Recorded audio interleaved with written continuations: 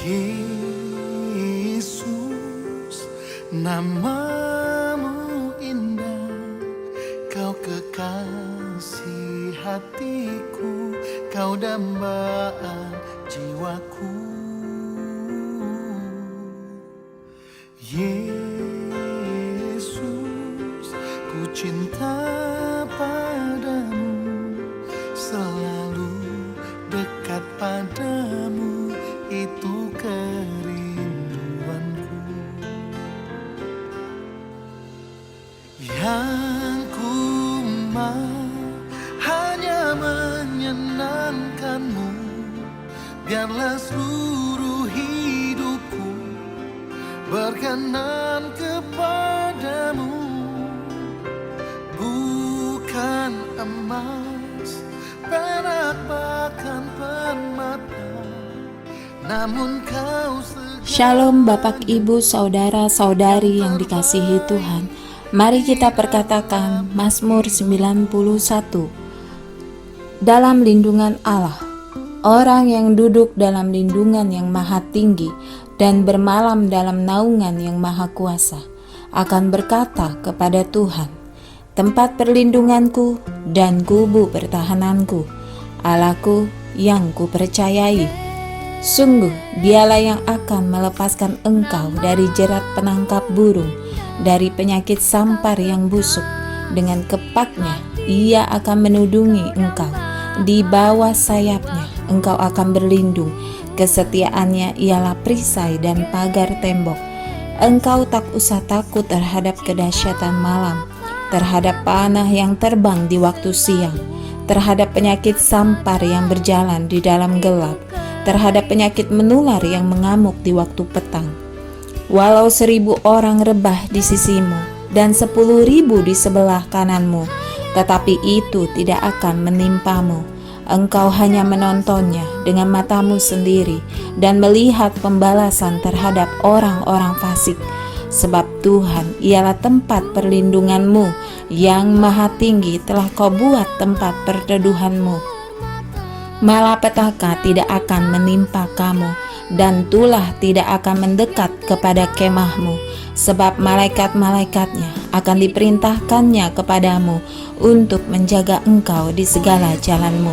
Mereka akan menatang engkau di atas tangannya, supaya kakimu jangan terantuk kepada batu. Singa dan ular tedung akan kau langkahi, engkau akan menginjak anak singa dan ular naga. Sungguh hatinya melekat kepadaku, maka aku akan meluputkannya, aku akan membentenginya, sebab ia mengenal namaku.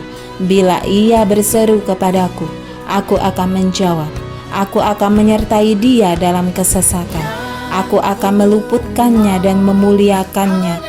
Dengan panjang umur akan kukenyangkan dia, dan akan kuperlihatkan kepadanya keselamatan daripadaku. Amin. Salam. Mari Bapak Ibu Jemaat GBI Ujung Menteng yang akan mengikuti ibadah live streaming, kita sama-sama memperkatakan arti Pentakosta ketiga. Firman Tuhan diambil dari 2 Korintus 4 ayat 13. Namun karena kami memiliki roh iman yang sama, seperti ada tertulis, aku percaya, sebab itu aku berkata-kata. Maka kami juga percaya, dan sebab itu kami juga berkata-kata. Arti Pentakosta ketiga. 1. Pentakosta ketiga adalah pencurahan Roh Kudus yang dahsyat di zaman now, melebihi yang terjadi di Azusa Street. 2. Pentakosta ketiga akan mengakibatkan penuaian jiwa yang terbesar dan yang terakhir sebelum Tuhan Yesus datang kembali. 3. Pentakosta ketiga akan membangkitkan generasi Yeremia, yaitu anak-anak muda yang dipenuhi Roh Kudus, cinta mati-matian kepada Tuhan Yesus, tidak kompromi terhadap dosa, dan akan bergerak untuk memenangkan jiwa. 4. Pentakosta ketiga lahir di Indonesia yang bergerak ke bangsa-bangsa. Gerakan ini dari timur ke barat dan akan kembali ke Yerusalem. 5. Pentakosta ketiga akan memberikan kuasa untuk menyelesaikan amanat agung. Dan setelah itu Tuhan Yesus datang kembali. Amin. Haleluya.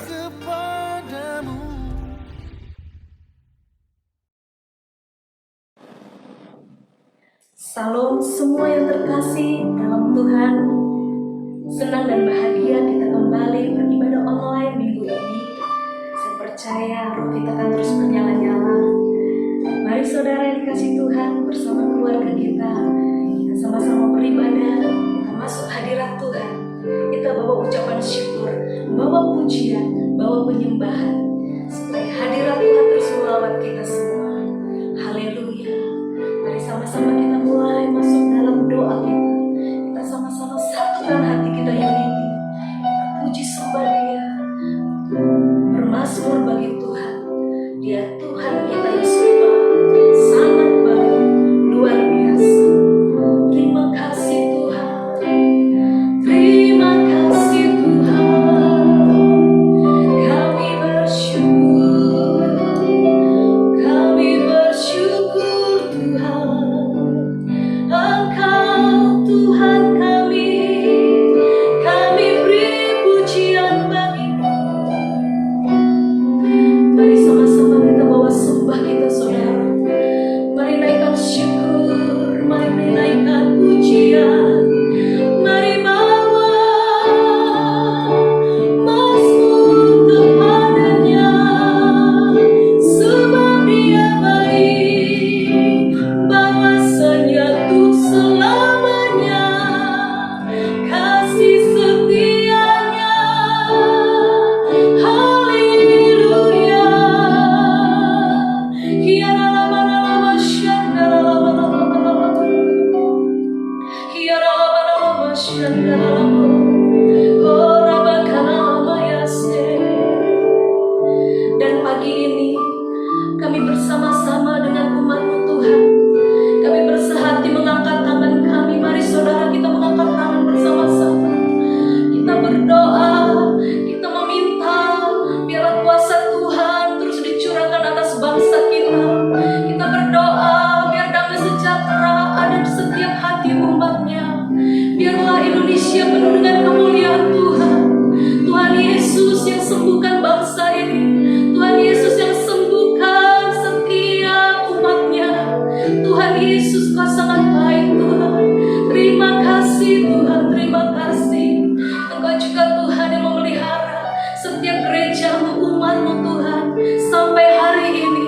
Terima kasih Tuhan buat perlindungan-Mu yang sempurna. Terima kasih Bapa, biar seluruh umat-Mu tetap terpelihara di dalam kasih Kristus. Semuanya bertumbuh, berpacu, bersemangat untuk berjuang dalam iman, pengharapan, dan terus Tuhan bangkit ya Tuhan sebagai pemenang. Kami juga Tuhan berdoa untuk pemimpin rohani kami, Bapak Niko. Tuhan, Engkau yang terus memberikan baginya Tuhan pengurapan-Mu, perlindungan-Mu, pertolongan-Mu Tuhan. Engkau selalu memelihara hamba-Mu ini Tuhan. Pakai dia lebih lagi Tuhan bagi bangsa ini dan bagi bangsa-bangsa. Diberkati seluruh keluarganya Tuhan. Engkau memberkati 4 wakil gembala kami juga. Diberkati mereka di dalam damai sejahtera kasih Kristus. Demikianlah gembala Rayon Tuhan, Bapak Yohanes Raja Guguk Tuhan. Engkau memberkatinya, Engkau memberkatinya Tuhan. Dalam nama Yesus, terima kasih Tuhan. Jadilah pemimpin, jadilah dia Bapa rohani Tuhan untuk Rem 1G ya Bapa, untuk memimpin umat-Mu, jemaat-Mu Tuhan, hamba-hamba-Mu, semakin unity di dalam hadirat-Mu. Demikian terkhusus kami berdoa buat gembala GBI Ujung Menteng Tuhan, Bapak Pendeta Subagio Arif Tuhan. Engkau memberkatinya berlimpah-limpah. Kau pakai hamba-Mu ini terus Tuhan untuk membimbing umat-Mu, gereja-Mu, jemaat-Mu Tuhan, untuk terus masuk dalam perkenanan-Mu. Terima kasih Tuhan, pemeliharaan-Mu sempurna bagi keluarga hamba-Mu, buat istri, anak-anaknya Tuhan, keluarga besarnya Tuhan, dipelihara di dalam nama Yesus, dalam perlindungan yang sempurna. Terima kasih Tuhan. Terima kasih, kami bersyukur Tuhan. Terpujilah nama-Mu Tuhan. Dan biarlah setiap kami jemaat-Mu juga siap Tuhan untuk menaikkan pujian bagi kemuliaan nama-Mu. Pengurapan-Mu turun Tuhan hari ini, pagi ini Tuhan. kami, sehingga kami berkata yang lemah dikuatkan, yang miskin diperkaya Tuhan, yang sakit disembuhkan di dalam hadirat Tuhan. Dalam nama Tuhan Yesus kami bersyukur, kami siap bersorak-sorai buat Tuhan kami. Mari sama-sama kita katakan amin. Mari umat Tuhan, sama-sama kita memuji nama Tuhan. Setiap kita umat Tuhan kita diberi kuasa untuk melakukan perkara-perkara yang besar bersama Allah kita. Haleluya. Berikan tepuk tangan buat Tuhan kita Yesus. Dia dahsyat, dia luar biasa. Mari katakan di hadapannya, diberi kuasa.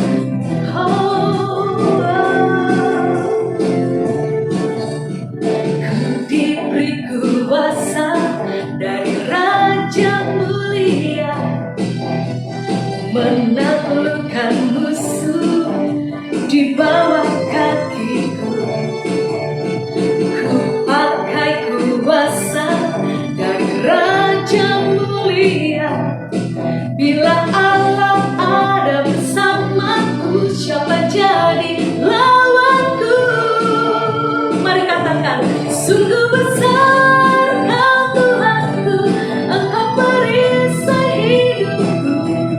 Ku berdiri dengan iman dalam Yesus Tuhan.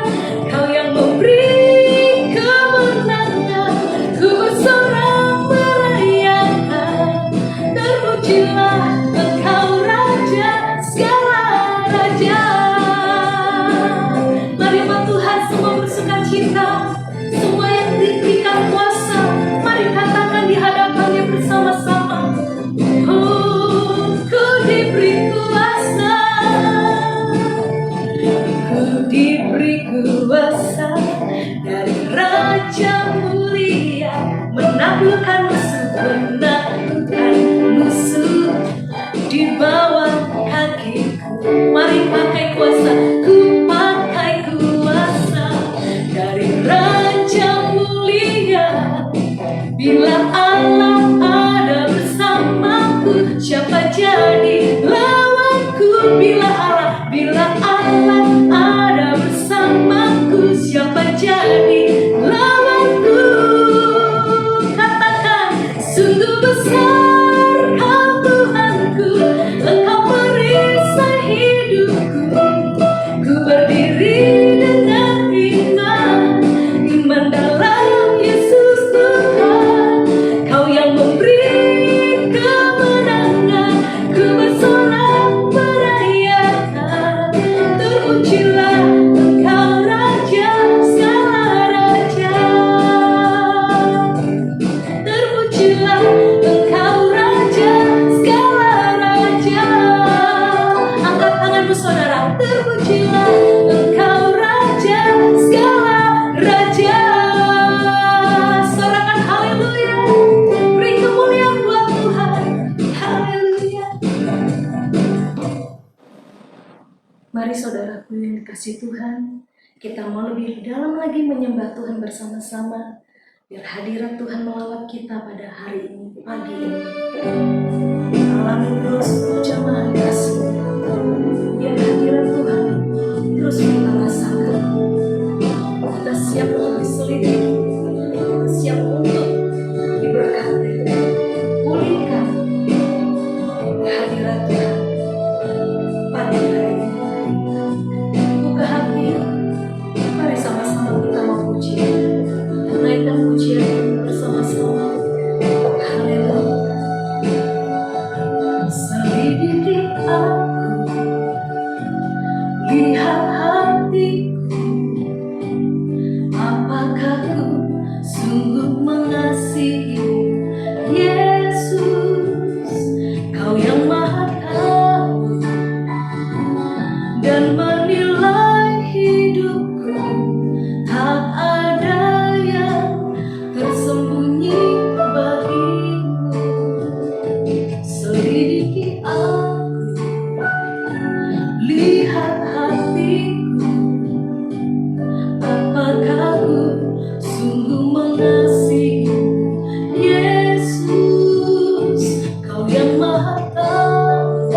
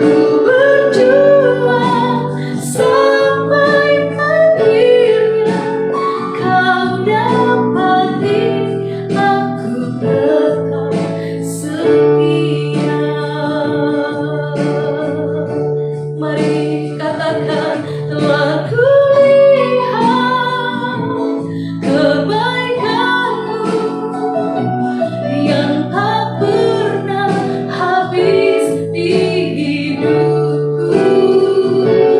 Ku berjuang sampai akhirnya kau dapati aku tetap setia. Mari kita sama-sama menyembah Tuhan. Oh haleluya. Yesus, oh Yesus, tiada basyandana matakana. Lebih banyak lagi kita menyembah di hadirat Tuhan. Lebih banyak lagi kita dekat di hadirat Tuhan. Oh rabatakana mushi, kiana musana.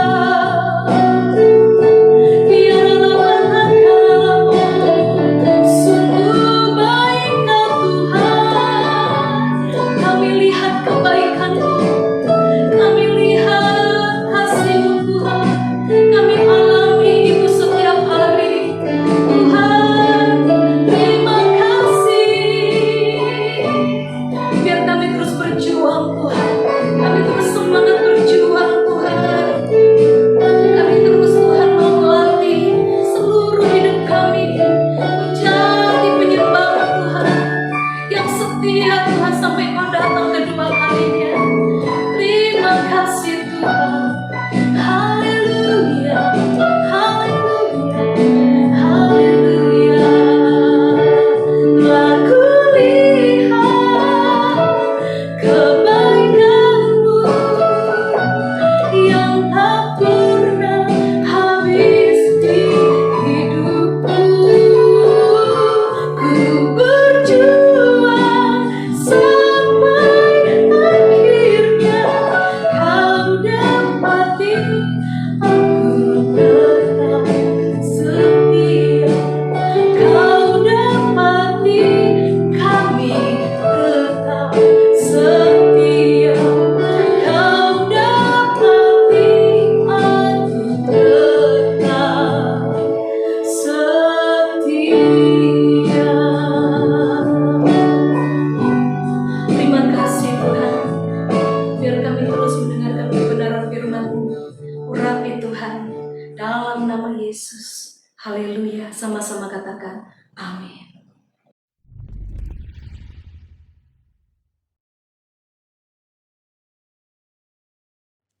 Happy Sunday semuanya, saya berdoa roh kita tetap menyala-nyala pada masa ini. Edisi Voice of Pentecost kali ini akan membahas mengenai generasi Yeremia, generasi akhir zaman. Mungkin banyak dari kita yang masih asing atau mempertanyakan istilah ini. Apa sih generasi Yeremia? Sesuai dengan pesan Tuhan mengenai Pentakosta ketiga yang akan membangkitkan generasi Yeremia, yaitu anak-anak muda yang dipenuhi Roh Kudus, cinta mati-matian kepada Tuhan Yesus, tidak kompromi terhadap dosa, dan akan bergerak untuk memenangkan jiwa. Maka dari itu, hari ini mari kita lihat apa yang Alkitab katakan tentang generasi Yeremia, generasi akhir zaman. Apabila kita membaca kitab Yeremia dan kehidupan Yeremia, kita mengetahui bahwa Yeremia dipanggil sejak masa mudanya. Di dalam Alkitab, biasanya seseorang yang dipanggil sejak masa mudanya memiliki kekhususan yang penting. Mereka memainkan peran penting yang menjadi titik balik rencana Allah bagi umatnya. Kita juga dapat menemukan bahwa kehidupan dan pelayanan Yeremia memiliki korelasi dengan anak-anak muda yang sedang melayani Tuhan pada masa ini.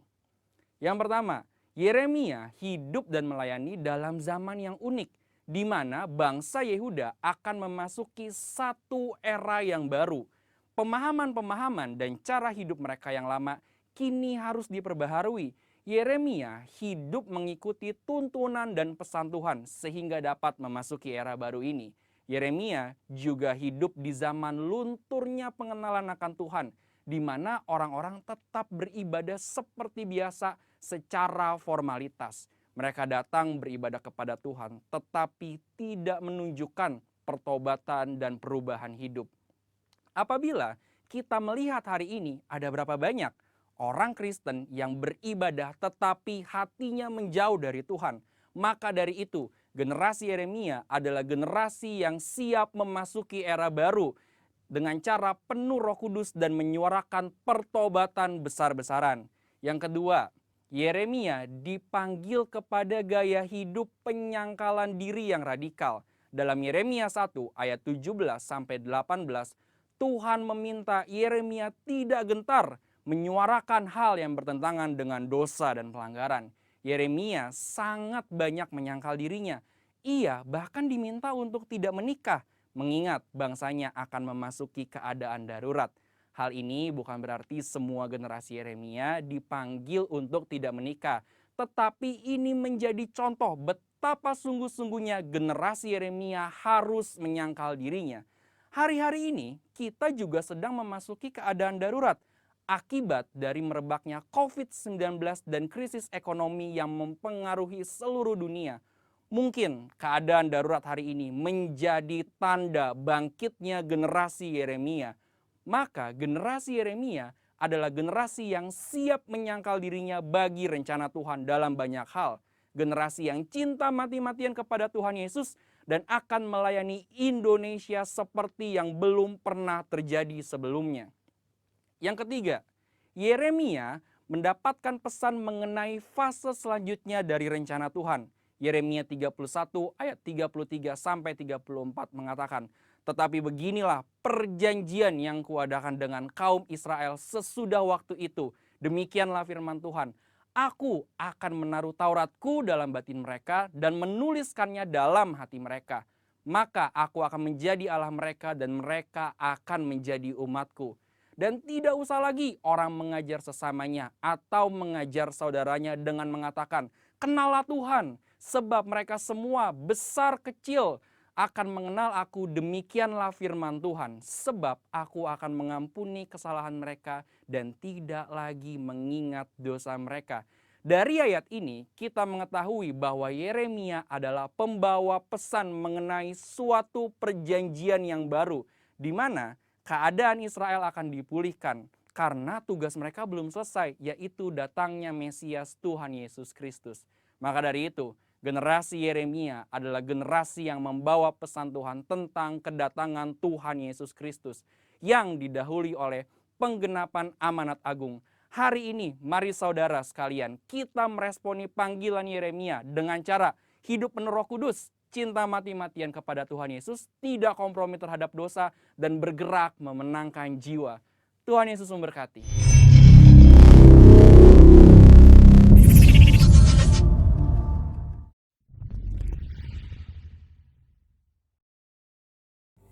Shalom, puji Tuhan. Sampai saat ini Tuhan masih mengizinkan kita untuk ibadah di rumah kita masing-masing. Tapi saya percaya kita tetap ada dalam perlindungan Tuhan, tetap bersukacita, dan percaya bahwa waktu Tuhan adalah yang terbaik. Amin. Nah, saudara, kita masih terus belajar firman Tuhan tentang bagaimana kita umat Tuhan yang hidup di akhir zaman ini untuk jadi umat Tuhan yang kuat dan bertindak dan kemudian keluar sebagai pemenang. Daniel pasal 11 ayat yang ke-32b dikatakan, "Tetapi umat yang mengenal Allahnya akan tetap kuat dan bertindak." Hari-hari ini Tuhan mau kita jadi gereja yang kuat, bertindak, dan keluar sebagai pemenang. Untuk itu kita terus belajar dari kitab Filipi, di mana di sana ada banyak perintah Tuhan yang mengajar kita untuk jadi umat Tuhan yang kuat di hari-hari seperti ini. Kita tahu kitab Filipi ditulis oleh Rasul Paulus waktu dia sedang dalam penjara, dan ini katanya surat yang terakhir. Dia menulis pesan kepada jemaat di Filipi pada saat dia sedang mengalami lockdown atau di lock up, ya. Hal yang sama juga sedang kita alami hari-hari ini.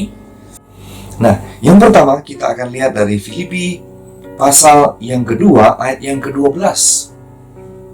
Filipi pasal 2 ayat yang ke-12 saya bacakan buat saudara. Hai saudara-saudaraku yang kekasih, kamu senantiasa taat.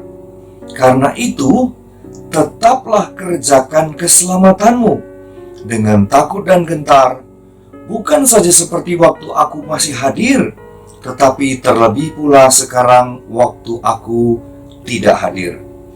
Yang pertama, Tuhan menyuruh kita untuk yaitu mengerjakan keselamatan yang Tuhan sudah berikan. Saudara, mengerjakan keselamatan di sini artinya atau sama dengan hidup dalam kebenaran dan kekudusan Tuhan. Saya percaya kita semua tahu bahwa Tuhan sudah menebus kita dari dosa dan maut. Dan kita juga harus tahu Tuhan mau sekarang kita tidak lagi hidup dalam dosa, tapi hidup di dalam Dia. Itu sebabnya kita harus tinggalkan cara hidup kita yang lama. Mengerjakan keselamatan artinya melakukan apa yang Tuhan perintahkan, supaya kita hidup mengasihi Tuhan, hidup berkenan di hadapan Tuhan. Nah, saudara, memang Roh Kudus yang mengerjakan semua itu di dalam kita. Tapi tentu bagian kita ialah kita harus mau dan rela untuk sungguh-sungguh melakukannya, untuk sungguh-sungguh mau mentaati apa yang Tuhan mau kita lakukan. Saudara, hari-hari ini kita disuruh membaca, memperkatakan Mazmur pasal 91 setiap hari. Nah, saudara mesti tahu bahwa pasal itu bukanlah pasal di mana seperti jimat atau rapalan yang kalau kita baca kita akan terhindar dari hal-hal yang tidak baik itu, saudara. Sebab kunci daripada pasal itu ada di ayat yang ke-14. Jadi kuncinya ialah kita harus melekat kepada Tuhan, mendekat kepada Tuhan, intim dengan Tuhan, taat kepada firman Tuhan. Maka pasti perlindungan Tuhan, pembelaan Tuhan, penyertaan Tuhan nyata dalam hidup kita. Saudara, nggak bisa cuma baca tapi kita tidak hidup mengasihi Tuhan. Saudara baca sehari 10 kali sekalipun percuma. Karena Tuhan mau ya kita itu hidup dalam keintiman dengan Dia. Masih ingat Yesaya 59 ayat 1 dan 2?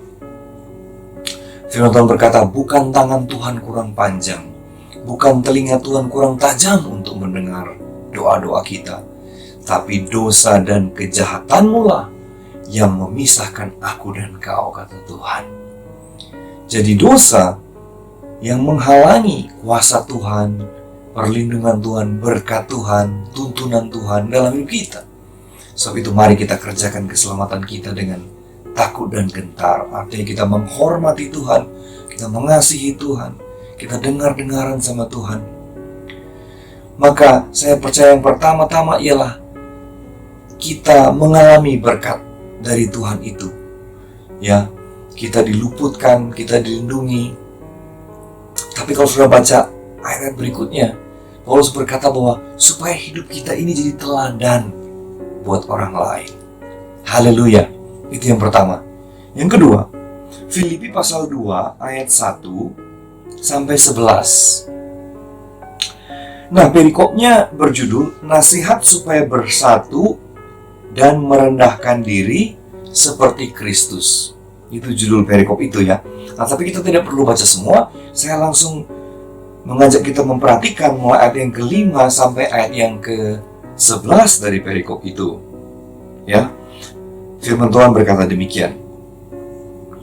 Hendaklah kamu dalam hidupmu bersama menaruh pikiran dan perasaan yang terdapat juga dalam Kristus Yesus, yang walaupun dalam rupa Allah tidak menganggap kesetaraan dengan Allah itu sebagai milik yang harus dipertahankan, melainkan telah mengosongkan dirinya sendiri dan mengambil rupa seorang hamba dan menjadi sama dengan manusia. dalam keadaan sebagai manusia, ia telah merendahkan dirinya dan taat sampai mati, bahkan sampai mati di kayu salib. Itulah sebabnya Allah sangat meninggikan dia dan mengaruniakan kepadanya nama di atas segala nama, supaya dalam nama Yesus bertekuk lutut segala yang ada di langit dan yang ada di atas bumi dan yang ada di bawah bumi, dan segala lidah mengaku Yesus Kristus adalah Tuhan, bagi kemuliaan Allah Bapa. Puji Tuhan. Nah, saudara, sebelum kita mempelajari bagian yang kedua ini, saya ingin memberi sedikit penjelasannya dari ayat-ayat yang baru kita baca ya. Saudara, hari-hari ini kan di luar sana itu ada banyak orang ya, atau ada segelintir orang yang ingin membelokkan fakta atau memutarbalikkan kebenaran ya, supaya orang jadi bingung, orang jadi galau ya, jadi bertanya-tanya. Yaitu misalnya kalimat-kalimat seperti ini. Bagaimana mungkin katanya kita itu mempercayai Yesus itu Tuhan, padahal dia tadinya adalah manusia yang kemudian mati, okelah mungkin bangkit, naik ke sorga, lalu kemudian disembah sebagai Tuhan. Kok bisa begitu? Nah saudara, dengan kalimat-kalimat itu kita sendiri juga bingung. Mana bisa ada orang atau tadinya manusia, tapi kemudian setelah mati dan bangkit jadi Tuhan? Mana bisa begitu? Tuhannya Tuhan, manusia ya manusia. Manusia tidak mungkin jadi Tuhan. Lain saudara. Tuhan itu kan Allah yang kekal. Dia ada sebelum segala sesuatu ada. Bahkan semua ada oleh karena keberadaannya. Dia Alfa dan Omega, yang awal dan yang akhir. Semua ada dalam dia. Itu sebabnya dia disebut Allah, disebut Tuhan yang Maha Kuasa. Nah, manusia tidak mungkin menjadi Tuhan. Dari manusia jadi Tuhan. Nah, di sini Paulus menulis kembali. Ya, bukan Paulus yang mengakui dia Tuhan, tapi Paulus hanya mengingatkan kembali siapa Yesus sebelum dia jadi manusia. Dia adalah Allah, dia adalah Tuhan. Tapi demi saya dan saudara, Tuhan itu 2000 tahun yang lalu merendahkan dirinya untuk jadi sama dengan manusia. Dia yang adalah Allah, tinggal di sorga, turun ke bumi jadi manusia, supaya dia boleh menjadi jalan bagi penebusan dosa manusia. Setelah dia mengerjakan karya penebusan, dia naik ke sorga dan kembali kepada keberadaannya semula sebagai Tuhan, sebagai Allah. Itu sebabnya waktu Yesus jadi manusia, ya, Allah Bapa begitu meninggikan dia, dikatakan, sehingga setiap lutut dan setiap lidah harus mengaku bahwa Yesus Kristus adalah Tuhan. Amin. Sebab itu mari kita jangan bingung lagi, jangan goyah lagi. Nah, tapi mari saya teruskan. Apa yang Tuhan sedang ajarkan kepada saya dan saudara lewat cerita ini? Yaitu Tuhan sedang memberi teladan supaya kita menjadi serupa dengan Dia. Yaitu Dia adalah Allah yang rendah hati. Dia bahkan mau merendahkan dirinya sedemikian rendahnya. Allah jadi manusia demi menyelamatkan saya dan saudara. Tuhan minta sekarang, kalau kita menjadi umat yang kuat, bertindak dan jadi pemenang, kita mesti memiliki sifat dan karakter seperti Allah, yaitu rendah hati. Haleluya. Saudara, lawan daripada kerendahan hati ialah kesombongan. Dan Alkitab mencatat, ya, kesombongan adalah salah satu penyebab dari kejatuhan manusia. Bahkan iblis sendiri pun jatuh karena kesombongan. Iblis jatuh karena kesombongan, betul? Dia ingin menyamai Tuhan. Ironisnya, manusia pertama juga jatuh karena kesombongan, karena ingin menyamai Tuhan. Nah, itu sebabnya di dalam Amsal pasal yang ke-16 ayat yang ke-18, Firman Tuhan berkata demikian. Kecongkakan mendahului kehancuran, dan tinggi hati mendahului kejatuhan. Tuhan berpesan kepada kita bahwa kalau kita congkak, kalau kita sombong, kita pasti hancur. Kalau kita tinggi hati, kita pasti jatuh. Sebaliknya, kalau kita rendah hati, maka Tuhan akan mengangkat kita. Tuhan justru akan meninggikan kita. Matius pasal yang ke-23 ayat 12 berkata begini, dan barang siapa meninggikan diri, ia akan direndahkan. Dan barang siapa merendahkan diri, ia akan ditinggikan. Haleluya.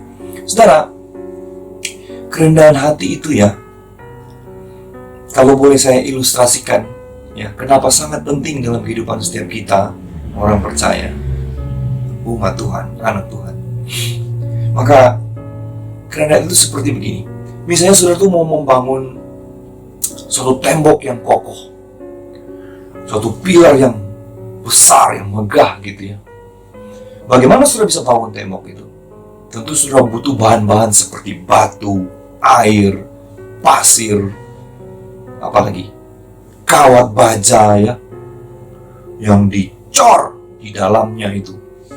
Nah setelah jadi, kan tidak indah dilihat, karena batunya kelihatan, besinya ada kelihatan ya. Apa yang kita mesti lakukan? Kita mesti semen, kita mesti aci, supaya dibungkus itu, ditutup itu dengan rapi, dengan rata itu, barang-barang yang besar-besar itu di dalam itu, sehingga indah dilihat. Nah kerendahan hati itu seperti itu. Di dalam diri kita, dalam kehidupan kita, kita mungkin punya semuanya. Kita punya kekuasaan, kita punya kekayaan, kita punya karunia-karunia rohani, kita hebat, ya. Tapi semua itu akan jadi indah waktu kita menutup itu semua dengan kerendahan hati, sehingga bisa dinikmati oleh orang lain. Puji Tuhan. Yakobus 4 ayat yang ke-6 berkata, Tuhan bahkan menentang orang yang congkak, tapi mengasihani orang yang rendah hati. Jadi kalau saudara sombong, saudara akan berhadapan dengan Tuhan sendiri. Dan kalau Tuhan jadi lawan kita, mana bisa menang? Tapi kalau kita rendah hati, Alkitab berkata kita disayang Tuhan. Saudara, kalau kita disayang Tuhan, itu lebih dari segalanya. Amin. Sebab itu mari kita mau selalu berdoa tiap hari supaya Tuhan berikan kita kerendahan hati. Kita juga harus selalu introspeksi diri. Kalau kita sombong, minta ampun. Kita belajar rendah hati di depan Tuhan. Nah, yang ketiga, Filipi 4 ayat yang ke-6. Filipi 4 ayat ke-6, firman Tuhan berkata, janganlah hendaknya kamu khawatir tentang apapun juga, tetapi nyatakanlah dalam segala hal keinginanmu kepada Allah, dalam doa dan permohonan dengan ucapan syukur. Nah, yang ketiga ini saya percaya kita semua mengerti, yaitu mau jadi kuat bertindak dan jadi pemenang, kita mesti kuat dalam doa. Kita harus berdoa, susah. Ya.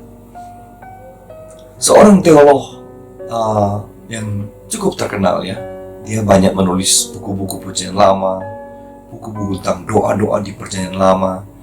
Namanya J. Wesley Briel. Dia punya quote yang bagus sekali. Bunyinya begini, dengan doa kita sedang menggerakkan tangan Allah yang menggerakkan dunia. Saya ulangi, dengan doa kita sedang menggerakkan tangan Allah yang menggerakkan dunia. Wow, betapa dahsyatnya kuasa doa itu. Kita sedang menggerakkan tangan Allah.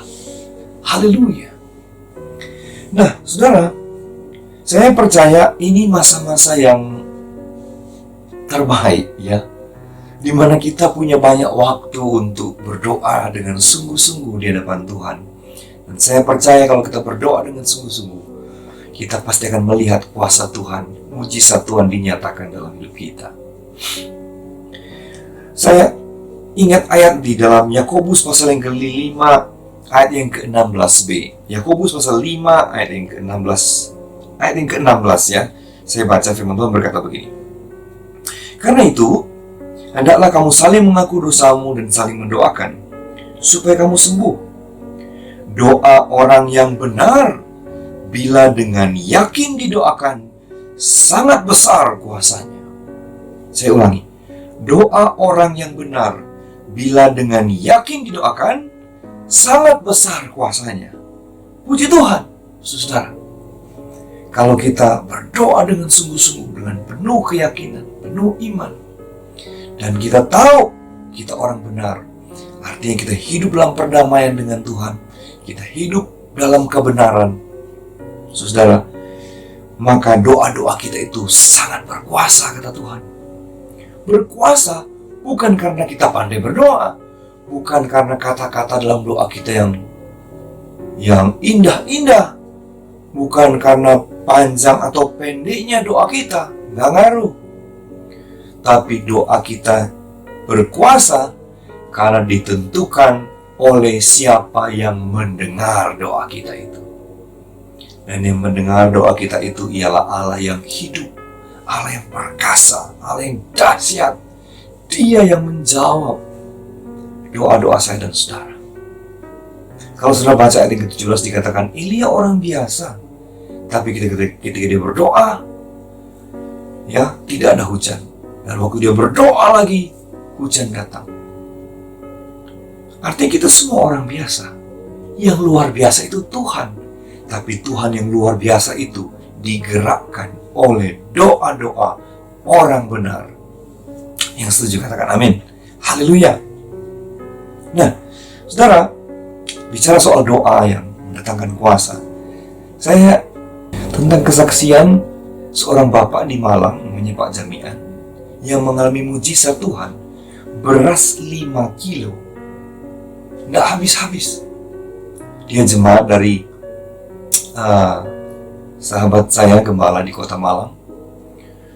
Sudah tahu, beras itu baru habis beberapa waktu yang lalu, persisnya tanggal 24 April. Maaf, 24 Juni 2020 baru habis. Beras itu diberikan kalau tidak salah tanggal 21 April. Jadi 3 bulan 3 hari baru beras 5 kilo habis dimakan satu keluarga setiap hari. Masak 1,5 kilo, 5 kaleng susu. Itulah mujizat ketika anak-anak Tuhan berdoa, mengucap syukur kepada Tuhan, mujizat pasti terjadi.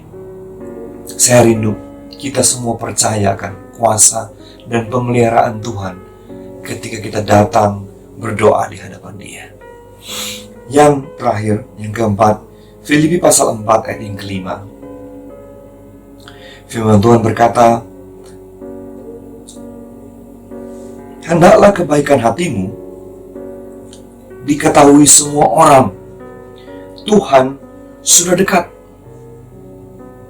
Saudara, yang terakhir ini, last but not least, yaitu teruslah berbuat baik.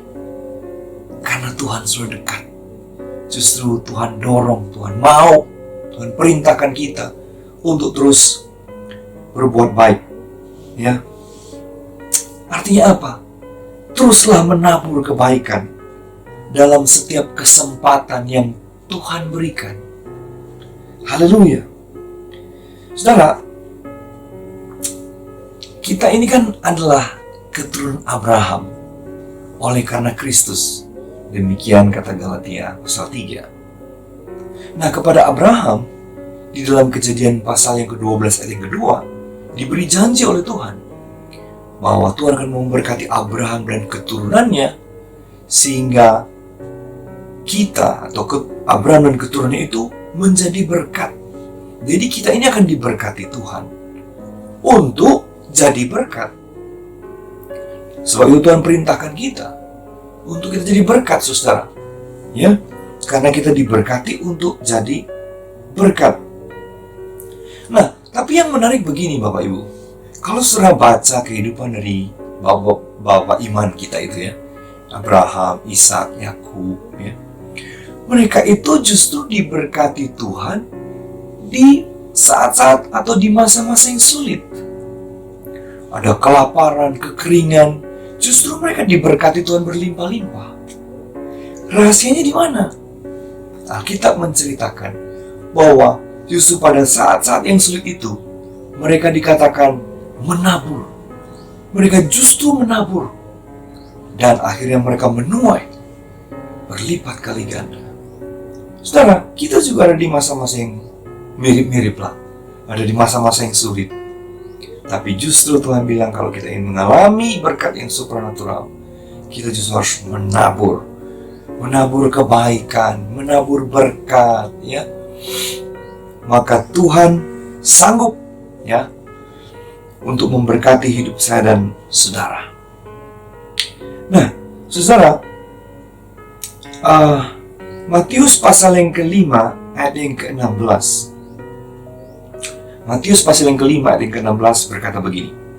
Demikianlah hendaknya terangmu bercahaya di depan orang, supaya mereka melihat perbuatanmu yang baik dan memuliakan Bapakmu yang di sorga. Wow, ini ayat luar biasa. Artinya begini, setiap perbuatan baik yang kita lakukan, ya, taburan yang kita lakukan, itu adalah benih di hadapan Tuhan. Nah, namanya benih pasti akan membawa tuaian, yaitu berkat yang kita tuai. Tapi dari ayat ini kita mengerti arti lengkap daripada tuaian itu. Yang pertama, memang kita menerima berkat Tuhan. Tapi lebih dari berkat itu, yaitu dikatakan melalui taburan kita, melalui perbuatan baik kita, orang, jiwa-jiwa akan datang kepada Tuhan. Karena melihat kasih dan kemurahan Tuhan melalui anak-anaknya.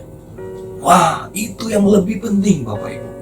Kita diberkati bukan hanya untuk kita, tapi waktu kita menjadi berkat, maka orang akan datang kepada Tuhan. Haleluya. Saudara, saya rindu kita memperhatikan hal ini. Apapun yang kita tabur, pasti akan memuliakan Tuhan. Pertolongan yang saudara beri, pemberian atau berkat yang saudara tabur, ya, persembahan-persembahan yang dengan setia kita berikan untuk rumah Tuhan, itu semua memuliakan Tuhan dan menyukakan hati Tuhan.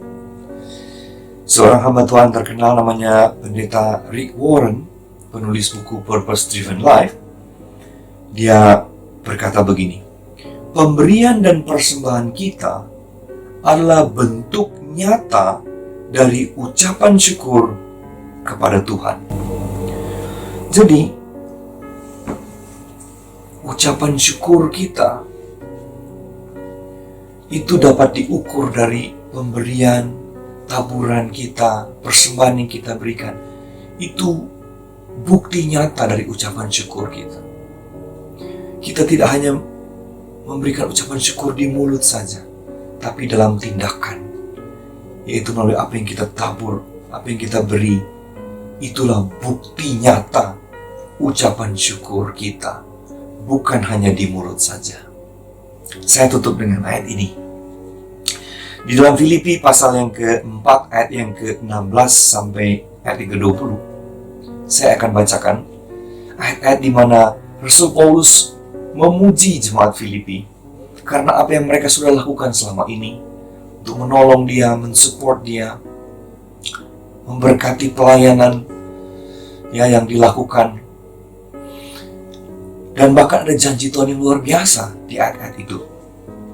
Nah, mari saya baca ya. Ayat yang ke-18 sampai ayat yang ke-20.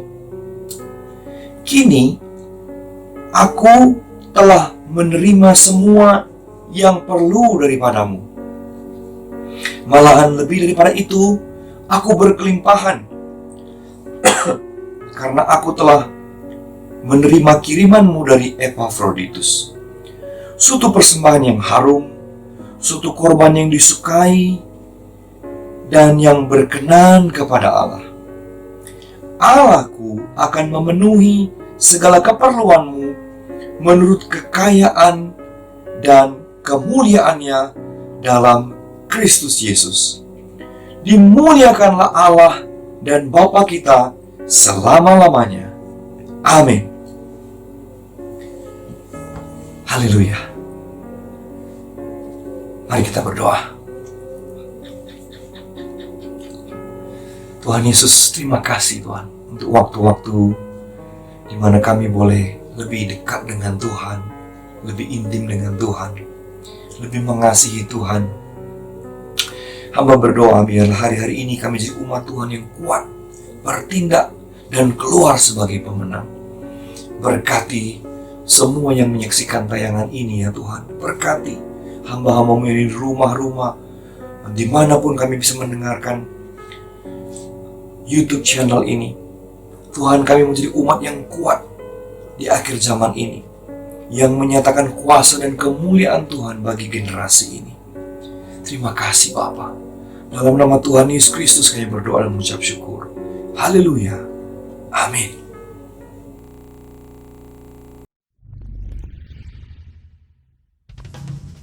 Shalom Bapak Ibu Jemaat Setia GBI Ujung Menteng. Kita akan mendengarkan pengumuman untuk 1 minggu ke depan. Terima kasih atas pelayanan Pendeta Miki Kambe yang sudah memberitakan firman Tuhan pada hari ini. Tuhan Yesus memberkati. Ibadah online GBI Ujung Menteng, Minggu 1 November 2020, ibadah umum akan disertai perjamuan kudus yang dilayani oleh Bapak Gembala, Pendeta Subagio Arif. Ibadah sekolah minggu tetap diadakan pada pukul 9 pagi. Menara Doa Rayon 1G via Zoom diadakan setiap hari Senin sampai Jumat pukul 5 sampai 6 sore. Bagi Bapak Ibu yang rindu dan terbeban untuk berdoa, dapat bebas memilih harinya. Rumah doa lokal GBI Ujung Menteng via Zoom akan diadakan setiap hari Kamis pukul 7 malam. Kami mengajak jemaat dan pelayan jemaat untuk bergabung di dalam rumah doa ini. Fellowship Gembala dengan Jemaat GBI Ujung Menteng akan diadakan pada hari Sabtu 31 Oktober 2020 pukul 7:30 malam via Zoom. Kami mengundang pengerja dan jemaat untuk ikut serta memberikan waktunya untuk acara fellowship tersebut. Link Zoom nanti akan diberitahukan di grup GBI Ujung Menteng. Menara Doa United Prayer Tower atau UPT via Zoom adalah menara doa gabungan dengan menara doa yang ada di Kanada, USA, dan Australia. Rayon 1G akan melayani setiap hari Selasa pukul 12 sampai dengan 1 siang. Kami mengajak para pengerja dan jemaat untuk turut serta di dalam doa ini. Mulai tanggal 1 sampai 31 Oktober, kita mengadakan doa puasa bersama. Seluruh pelayan jemaat dan aktivis wajib dan untuk jemaat dihimbau mengikuti. Jenis puasa ditentukan masing-masing. Kami menghimbau Bapak Ibu untuk dapat terus membangun mesbah keluarga di rumah masing-masing setiap hari pukul 9 malam. Tetap terus membangun hubungan yang intim dengan Tuhan lewat doa, pujian, penyembahan. Cool, Community of Love GBI Ujung Menteng adalah komunitas kasih di mana ada kesatuan hati, tumbuh bersama untuk memenangkan jiwa. Akan tetap diadakan secara online. Kami menghimbau bagi Bapak atau Ibu saudara-saudari yang belum bergabung di dalam pool agar bergabung pada pool yang terdekat atau dapat menghubungi nomor yang tertera pada layar Anda. Bagi pelayan jemaat dan jemaat yang rindu mengikuti pembelajaran Alkitab, dapat mengikuti KOM atau Kehidupan Orientasi Melayani. Rayon 1G akan membuka kelas baru KOM 200. Akan dimulai pada Rabu tanggal 4 November 2020 pukul 7 malam. Selanjutnya, pada setiap hari Rabu di jam yang sama. Uang pendaftaran Rp100.000 sudah termasuk uang buku. Bagi yang berminat, bisa menghubungi sekretariat atau nomor yang tertera di layar kaca Anda. Puji Tuhan, GBI Ujung Menteng kembali membagikan bantuan sosial bagi keluarga-keluarga yang terdampak COVID-19. Ini adalah bantuan yang ke-9 di masa pandemi ini. Kami juga mengucapkan terima kasih atas persembahan yang Bapak Ibu sudah persembahkan untuk mendukung kegiatan sosial gereja kita ini. Untuk persembahan umum, kolekte, persepuluhan, dan persembahan lainnya dapat dilakukan melalui transfer ke nomor rekening yang tertera di layar Bapak Ibu sekalian. Bila sudah memberikan persembahan, diharap mengirimkan bukti transfer kepada Ibu Rami di nomor yang tertera di layar Anda. Atau bisa menggunakan fasilitas pembayaran elektronik yaitu OVO, GoPay, ShopeePay, dan lain-lain dengan men-scan QR Code yang tertera di layar Anda.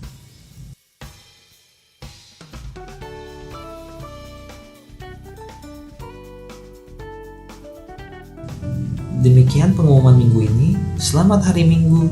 Tuhan Yesus memberkati. Berakhirlah sudah ibadah online kita pada hari ini. Saudara Kristus Tuhan, mari angkat tanganmu, buka hatimu dengan iman percaya. Terimalah berkat Tuhan. Terimalah berkat Tuhan, damai sejahtera dan sukacita yang berlimpah-limpah dari Allah Bapa di surga di dalam kasih karunia Anak yang tunggal, Tuhan kita Yesus Kristus, persekutuan penghiburan yang manis bersama Roh Kudus, biarlah menyertai kita semua saat ini dan sampai Tuhan Yesus menjemput kita di awan-awan dan sampai kekal selama-lamanya. Apapun yang kau kerjakan, Tuhan buat berhasil dan beruntung jika kau memperkatakan, merenungkan, serta melakukan firman Tuhan. Dalam nama Tuhan Yesus, yang percaya diberkati Tuhan bersama katakan, amin. Shalom, Tuhan Yesus memberkati.